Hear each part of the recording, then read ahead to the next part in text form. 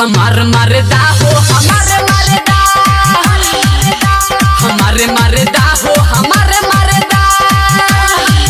खूबे होठवा काटेला कबो सीना से सटेला, खूबे होठवा काटेला कबो सीना से सटेला। अरे से जे पा उड़ाई देला रोजे गरेदा। हमारे मरदा हो हमारे मरदा, हमारे मरदा हो हमारे मरदा। Presented by Lovely Films Production.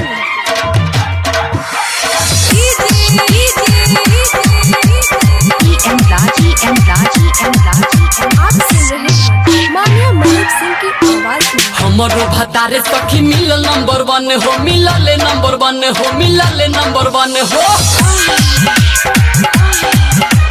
हमारो भतारे सखी मिलल नंबर 1 हो, मिलल नंबर 1 हो। प्यार करेला रतिया में दाना दन, रतिया में दाना दन, रतिया में दाना दन हो। दुनु जोबन पकड़ेला गलिया में रगड़ेला, दुनु जोबन पकड़ेला गलिया में रगड़ेला। इहो भारत का दुआरी पके खींची पारे जा। हमार मरदा हो हमारे मरदा,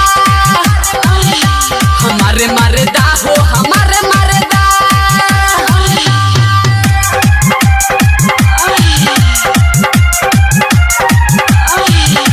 आप सुन रहे हैं मानिया मलिक सिंह की आवाज में। खोलेला साड़ी जब हुक छटकावे, हुक छटकावे सखी हुक छटकावे। खोलेला साड़ी जब हुक छटकावे, हुक छटकावे सखी हुक छटकावे। छूटे नहीं देला हमके रात भर जगावे, रात भर जगावे सखी रात भर जगावे। जब होखेला दर्द पूरा कर देला गरज, जब होखेला दर्द पूरा कर देला गरज। मनी गोरज किशोर नहीं उत खला जा रे जा। हमार मरदा हो हमारे मरदा, हमारे मरदा हो हमारे मरदा। खूबे होठवा काटेला कबो सीना से सटेला, खूबे होठवा काटेला कबो सीना से सटेला। अरे से जे पा उड़ाई देला रोजे गरेदा।